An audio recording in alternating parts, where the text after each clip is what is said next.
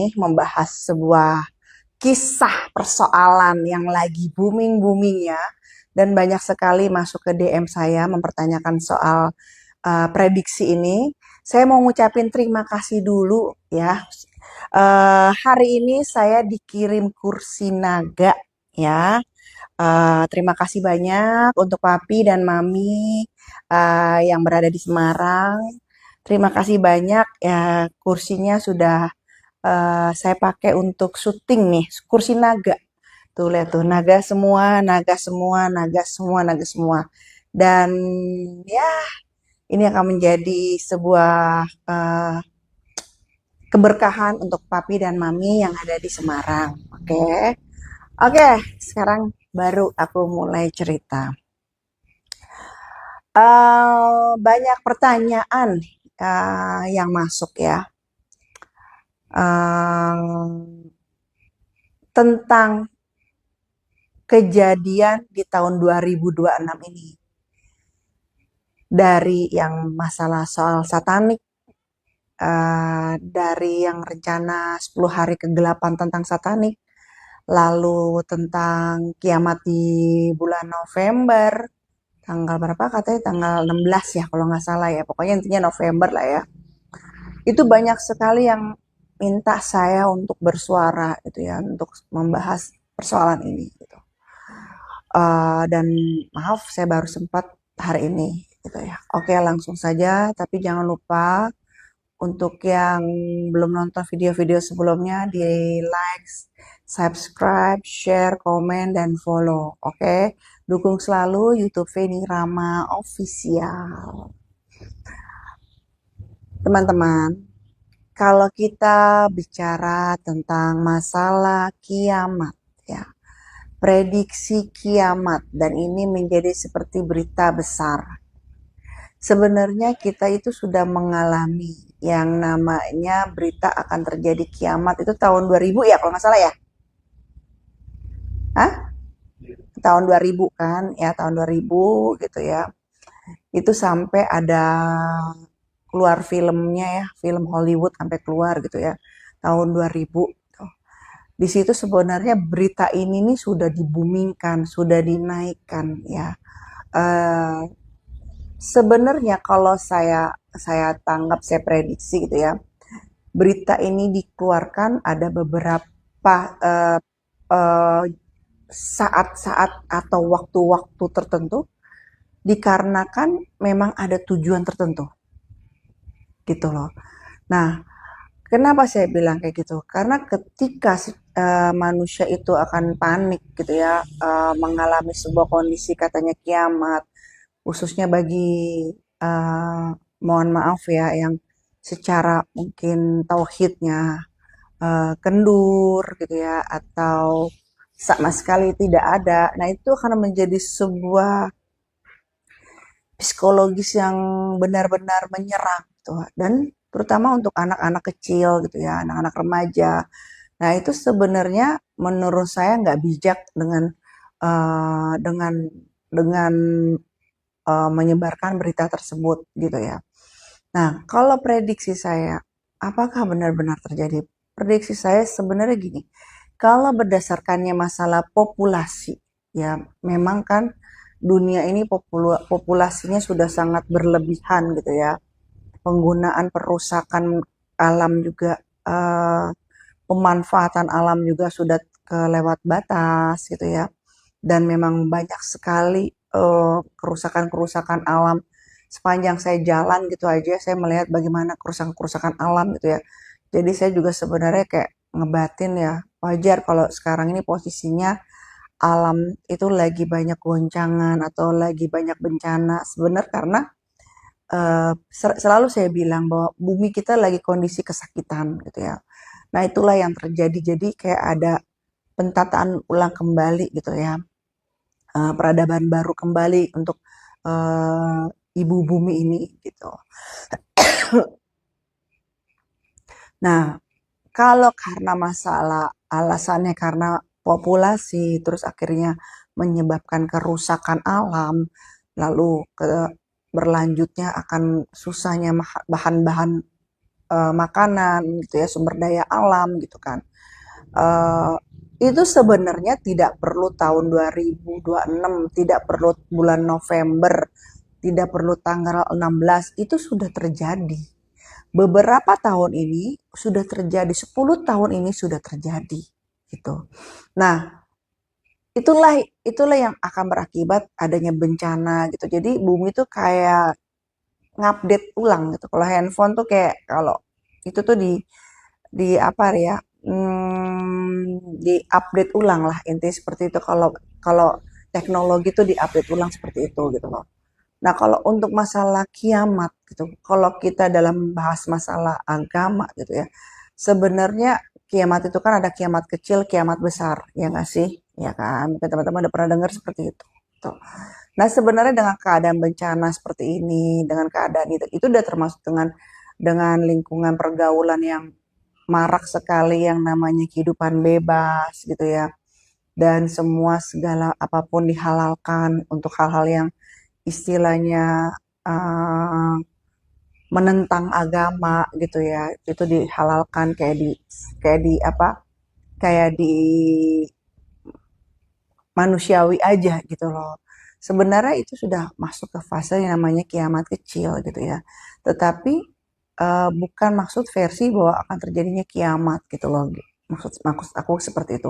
Kalau kiamat yang seperti kiamat yang dibayangkan seperti apa, tidak ada yang pernah tahu kiamat itu kapan ya. Dan tidak bisa ditentukan jamnya, tanggalnya, bulannya, tahunnya untuk kiamat.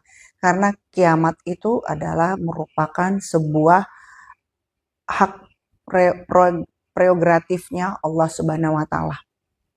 Itu udah paten gitu. Nah, kita sebagai manusia hanya mempersiapkan nih sebelum itu terjadi apa yang harus kita persiapkan gitu ya. Entah amal ibadah kita, entah karma baik kita gitu kan. Itu yang menjadi kayak amunisi atau bekal kita untuk perjalanan yang panjang nanti di sana gitu. Nah, jadi uh, bila mana prediksinya berdasarkan sebuah ilmiah gitu ya. Kalau menurut saya itu hanya sebuah kosakata yang dibesarkan. Tapi kalau dia masuknya ke memprediksi sebenarnya seperti kiamat yang dimaksud dalam versi agama itu menurut saya tidak gitu. Tapi kalau kayak kosakata gitu bahkan akan terjadi seperti itu gitu kan ya sebenarnya udah terjadi dan itu bukan tahun 2026. 10 tahun yang kita mundur itu udah terjadi gitu populasi meningkat tetapi masalahnya gini, kita harus punya plan A, plan B kehidupan, gitu ya. Jadi saya selalu bilang bahwa perencanaan, gitu ya, itu harus punya, gitu loh. Ya minimal kita harus menjadi manusia yang mandiri, yang tidak bergantung dalam situasi kondisi dengan orang lain, gitu loh. Tetapi kita bisa mensituasikan dalam kondisi untuk diri kita dan keluarga kita. Minimal kalian semua bisa menjadi pemimpin untuk keluarga kalian atau kalian menjadi pemimpin untuk diri kalian sendiri. Gitu. Jadi persiapkan itu secara matang ya dengan ilmu yang banyak gitu ya. Perbanyaklah ilmu gitu yang bisa ilmu itu bisa bermanfaat untuk kalian gitu, berguna untuk kalian. uh, Jadikan itu sebuah apa hal kebaikan gitu loh. Ya memang ini adalah sebuah teguran buat kita bahwa banyak manusia dengan kemodernisasi ini memang tidak salah modernisasi, tetapi banyak manusia yang pada endingnya akhirnya melupakan yang namanya kacang lupa kulitnya. Maksudnya adalah melupakan yang namanya sejarah itu sendiri. Sebenarnya yang saya khawatirkan adalah ketika itu menjadi teguran. Kok kenapa kita disuruh mandiri? Kok kenapa kita disuruh kembali ke dalam kehidupan yang tradisional, kayak menanam, mengelola makanan kita sendiri gitu loh. Kenapa? Itu sebenarnya poin pesannya tuh di situ. Hikmahnya tuh di situ. Karena pada zaman ini, ya, pada saat sekarang aja, sudah banyak yang sudah melupakan sejarah, malah menenggelamkan segala adat istiadat, segala hal tradisional sudah ditenggelamkan. Apalagi namanya adat istiadat. Dibilanglah itu tidak baik, dibilang inilah, dibilang itulah segala macam gitu loh. Sebenarnya gini loh, kita tuh antara agama dengan budaya harus nikah, harus kawin. Itu pesan saya selalu seperti itu karena uh, suka tidak suka gitu ya, itu harus selalu bergandeng tangan. Adat gitu ya, adat istiadat tanpa agama juga itu akan, kalau bahasa saya itu akan kayak bisa berakibat ke, ya, kayak layangan singit lah, seperti itu bahasanya, seperti itulah ya. Nah, begitupun dengan apa, agama dan budaya memang harus kawin. Nah, yang saya khawatirkan adalah sebenarnya poin ini adalah kenapa kita harus introspeksi, kita selami. Kenapa ini menuntut kita untuk kembali ke kehidupan tradisional, menanam, beternak, ya kan? Seperti itu. Kita harus melihat perjalanan ke belakang kita panjang seperti apa. Nah, itu dia makanya sejarah itu adalah jati diri manusia. Itu introspeksinya. Jadi makanya maksud saya, yuk kita perbaiki gitu loh. Yang segala adat istiadat kita harus dirikan lagi. Kita hormatin. Ya memang itu sudah ada dari zaman kita tarik ke belakang pun udah ada. Dan tidak salah. Ada hukum terbentuk dari adat istiadat itu ada. Makanya juga pelajaran hukum ada hukum adat. Gitu loh. Jadi bahwa yang tidak semuanya namanya adat istiadat itu membawa keburukan buat diri manusia. Secara the real fakta kehidupannya bahwa dari hasil budaya itu bisa menciptakan sebuah hukum gitu ya. Nah, itu maksud saya kita ambil hikmahnya aja. Omongan yang November ini akan kiamat, tanggal 16 ya kalau nggak salah. Kita ambil hikmah. Kenapa semua berita itu mengajak kita kepada kehidupan tradisional? Kenapa semua berita itu mengajak kita ke dalam kehidupan sejarah? Poinnya yang harus kita temukan apa?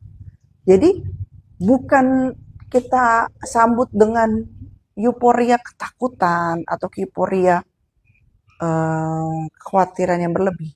Tapi pesan moralnya apa? Gitu.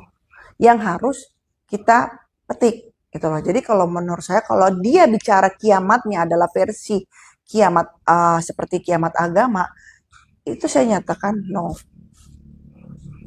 Tidak ada seperti itu karena saya juga masih yakin dan percaya kebaikan Tuhan yang Maha Esa gitu ya. Allah Subhanahu wa taala baik dan bijaksana terhadap kehidupan ciptaannya gitu. Nah, lalu saya membahas masalah satanik ya, 10 hari kegelapan satanik. Yang katanya diberitakan lampu akan totalitas padam.